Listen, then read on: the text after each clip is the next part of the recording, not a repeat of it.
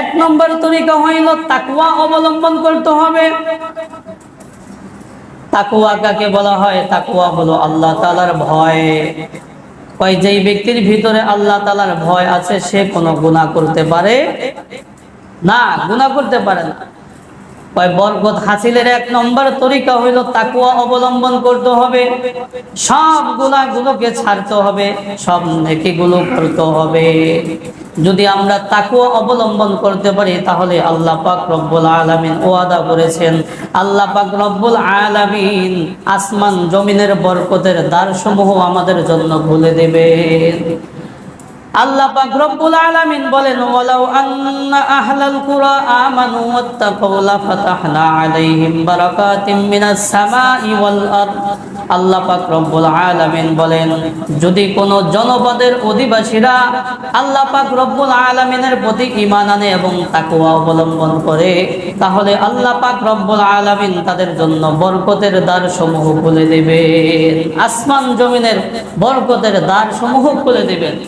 তাহলে বরকত হাসিলের এক নম্বর পদ্ধতি হইল, তরিকা হইল তাকওয়া অবলম্বন করতে হবে, গুনাহগুলোকে ছাড়তে হবে, নেকিগুলো করতে হবে, সব ক্ষেত্রে তাকওয়া অবলম্বন করতে হবে। বরকত হাসিলের দুই নম্বর পদ্ধতি হইল বেচা কিনা। যে যে কর্ম করি প্রত্যেকের কর্মের মধ্যে সততা অবলম্বন করতে হবে, ধোঁকার আশ্রয় নেওয়া যাবে না। আল্লাহর হাবিব বলেন, ক্বালান নাবিয়্যু সাল্লাল্লাহু আলাইহি ওয়াসাল্লাম, ক্বালান নাবিয়্যু সাল্লাল্লাহু আলাইহি ওয়াসাল্লাম, আল বাইয়ান বিল খিয়ারি মা লাম ইয়াতাফাররাকা ফা ইন সাদাকা ওয়া বায়ানা বুরিকা লাহুমা ফি বাইইহিমা ওয়া ইন কাতামা ওয়া কাযাবা মুহিকাত বারাকাতু বাইইহিমা। আল্লাহর হাবিব বলেন, ক্রেতা বিক্রেতা উভয়ের ইখতিয়ার রয়েছে, ইচ্ছা রয়েছে, যতক্ষণ পর্যন্ত তারা বিচ্ছিন্ন না হয় এবং সততা অবলম্বন করে প্রত্যেকের বিষয়টা স্পষ্ট করে, তাহলে আল্লাহ পাক রব্বুল আলামিন ওই বেচা কেনার মধ্যে বরকত দেয়।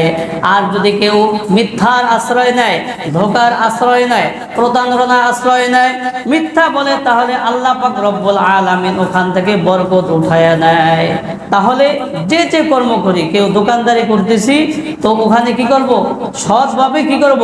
দোকানদারি করব, কোনো মিথ্যার আশ্রয় নিব না।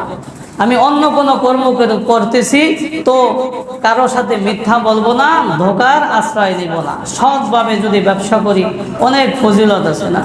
আল্লাহর হাবিব বলেছেন, ক্বালান নাবিয়্যু সাল্লাল্লাহু আলাইহি ওয়াসাল্লাম, আত-তাজিরু সাদুকুল আমিনু মা'আন নাবিয়্যিনা ওয়াস সিদ্দিকিনা ওয়াশ শুহাদা ওয়ান নাবিয়্যিনা ওয়াস সিদ্দিকিনা ওয়াশ শুহাদা।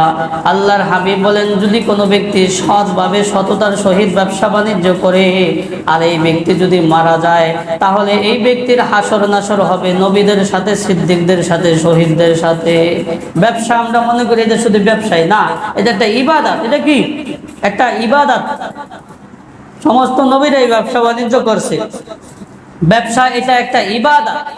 বরকত হাসিলের দুই নম্বর তরিকা হইল, যে যে কর্ম করি সেই কর্ম সততার সহিত করব, ধোঁকার আশ্রয় নিব না, প্রতারণার আশ্রয় নিব না।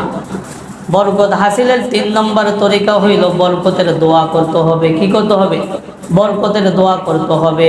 শুধু সম্পদের দোয়া করতে চলবে না, সম্পদের মধ্যে বরকতের দোয়া করতে হবে। একজনের বিশাল আলিশান বাড়ি রয়েছে, যদি ওই বাড়ির মধ্যে বরকত না থাকে তাহলে ওই বাড়িতে থেকেও সে নিরাপত্তা পাবে না। সুন্দর স্ত্রী রয়েছে, সন্তানাদি রয়েছে, যদি আল্লাহ পাক রব্বুল আলামিন বরকত না দেন তাহলে সুন্দর স্ত্রী সন্তানাদি থাকা সত্ত্বেও সে শান্তি দেখতে পারবে না। সুন্দর চাকরি ব্যবসা বাণিজ্য রয়েছে, যদি বরকত না থাকে এই চাকরির মাধ্যমে সে শান্তি পাবে না, শান্তি কি পাবে না। এই জন্য বরকতের দোয়া করতে হবে। বরকতের কি করতে হবে? দোয়া করতে হবে। বরকত হাসিলের 4 নম্বর তরিকা হইল অল্পে তুষ্ট থাকতে হবে। অল্পে তুষ্ট থাকতে হবে, কানাআত। আমি সারাদিন হালাল ভাবে উপার্জন করার পরে যা কিছু উপার্জন করলাম তাতেই সন্তুষ্ট থাকতে হবে। তাতে কি করতে হবে?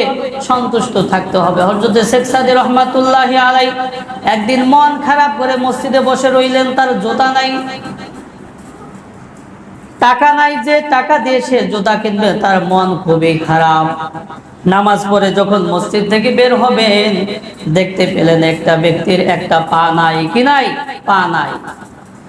তখন সে আবার মসজিদে গিয়ে সেজদায় পড়ে আল্লাহ রাব্বুল আলামিনের কাছে কান্নাকারি করতে লাগলেন, ইয়া রাব্বুল আলামিন, আপনার কাছে আমার আর কোনো অভিযোগ নাই, আর কোনো কি নাই? অভিযোগ নাই। আমার দুইটা পা দিছেন, এতে আমি কি সন্তুষ্ট? জোতা না থাকলে কি হয়েছে? আমার আপনার দরবারে আর কোনো অভিযোগ নাই। যদি কোনো ব্যক্তি সুস্থ থাকে, এটাকে অনেক গনিমত মনে করতে হবে। কিছুদিন আগে ফেসবুকে একটা যুবক ইন্তেকালের পূর্বে স্ট্যাটাস দিয়েছিল, ক্যান্সারে আক্রান্ত রোগী। সে দুনিয়ার মানুষদেরকে লক্ষ্য করে বলেছিল, দুনিয়ার মানুষেরা, যদি আল্লাহ পাক রব্বুল আলামিন তোমাদেরকে সুস্থতার নিয়ামত দান করে, তাহলে তোমরা আল্লাহ পাকের কাছে আর কোনো অভিযোগ করিও না, অভিযোগ করিও না। তোমার যে একটা সুস্থ বডি দিছে, শুকরিয়া আদায় করলে কিয়ামত পর্যন্ত কি করতে পারবে না? শেষ করতে পারবে না। এই জন্য সুস্থতা অসুস্থতা কি, সেটা ওই যুবক বুঝতে পারছে। আমি সুস্থ আছি, তো আমি কি সুস্থতার গনিমত কি বুঝতে পারতেছি না, কদর বুঝতে পারতেছি না। আমরা সব সময় কি করব? সম্পদের জন্যই খালি দোয়া করব না, দোয়া করব বরকতের জন্য, শান্তির জন্য। আরে বরকত এবং শান্তি কিভাবে আসবে? বলে তাকওয়া অবলম্বন করলে, সততার সহিত চলতে হবে, ধোঁকার আশ্রয় নেওয়া যাবে না, অল্পে তুষ্ট থাকতে হবে, সাথে সাথে আল্লাহ তাআলার কাছে দোয়া করতে হবে।